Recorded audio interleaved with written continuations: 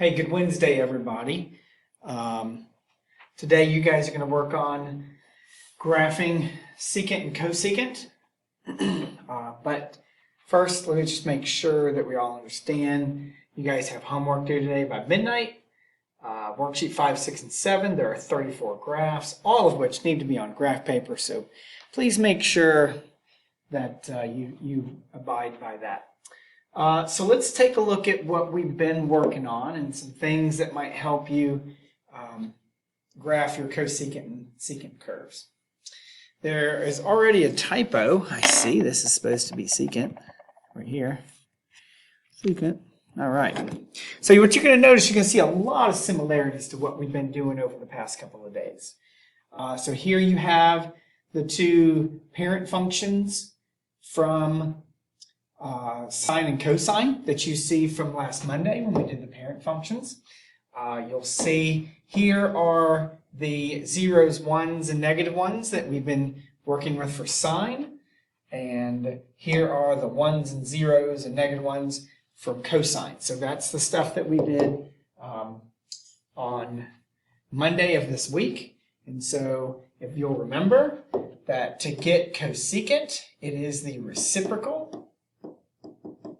of sine, and when we reciprocate 0, we get an undefined.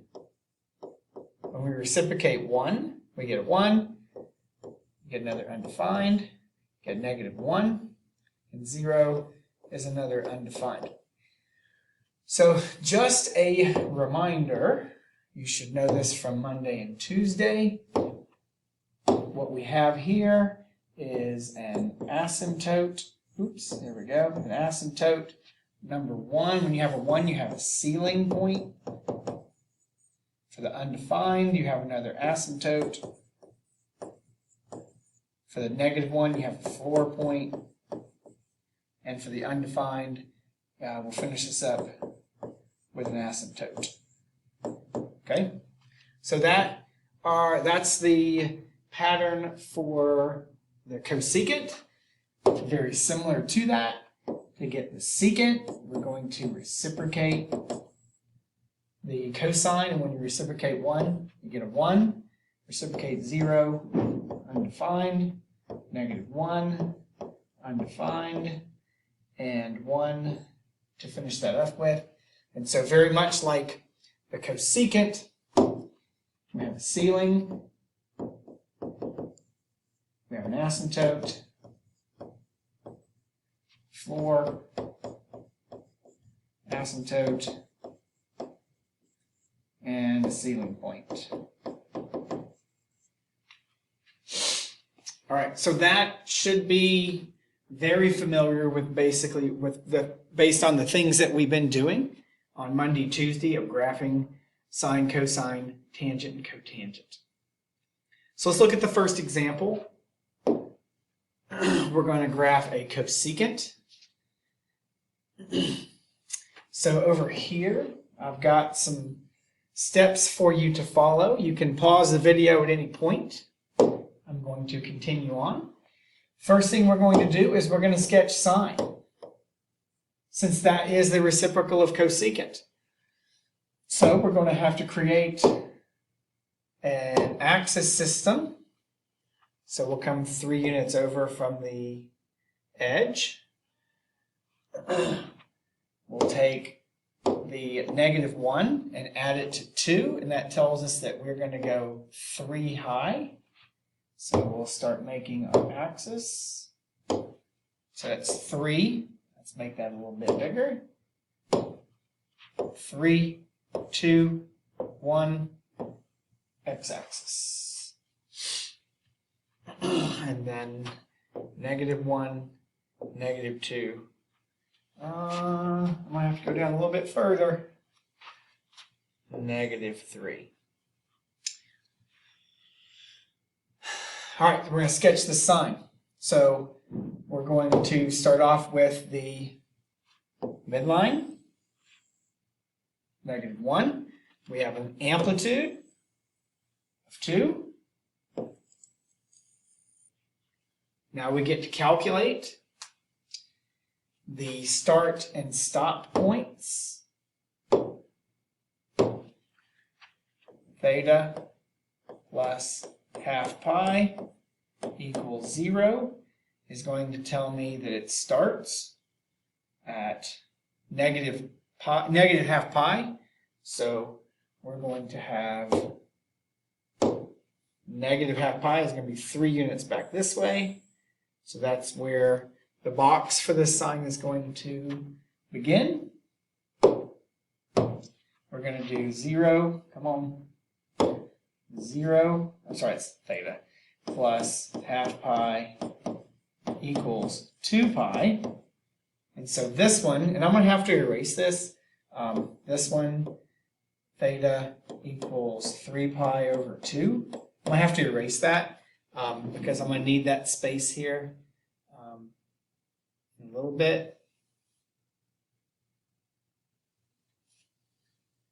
I need that space in a little bit, so let me, one of the things I forgot to do, and you guys probably would have caught this, is I forgot to put my, dang it, I forgot to put my x-axis units on there. Here, here, here. That should be 2 pi right there. That's pi. That's 2 pi. All right, let's get to the graph. So our endpoint was 3 pi over 2, which was here. So we have what we might consider our box right there. That's where our sine curve is going to go. Sine curve from Monday starts with a midline, ends with a midline, has a midline in the middle, and then, let's see, we have a positive curve, so we're going to have a ceiling point, a floor point. And so that is where, I'm going to dot this, because what we're trying to do, that's supposed to be a dotted line. Let me try to do a little bit better.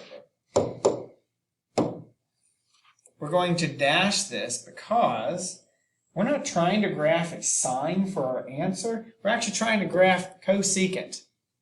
Okay, so the dotted curve is the sine version of this equation. So I mentioned a minute ago I was going to have to erase this because I need this space. So we're going to get rid of all this stuff up here. You can rewind it if you need it, remember. You've got control of this video. All right, I'm also going to get rid of this yellow box.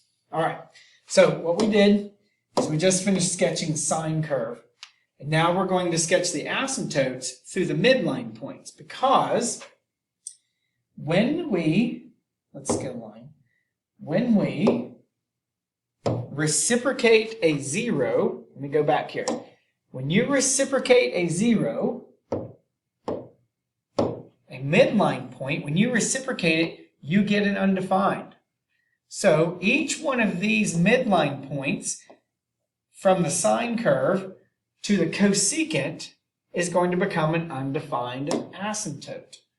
So let's go make some asymptotes. This is now an asymptote, asymptote, asymptote. I got to make those a little bit bigger. Got to stretch those out some. Make them tall. Make them longer than you probably want. Okay, so we have asymptotes now. If you remember back, so what we, okay, here's what we did. We just sketched asymptotes through the midline points. If you remember the Monday when we did the parent functions, we graphed the reciprocal of sine. And so the reciprocal of sine is when you flip sine, you get cosecant.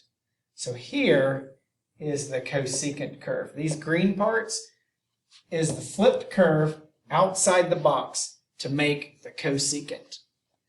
So if I can zoom this out to 100%, that is what the cosecant curve will look like.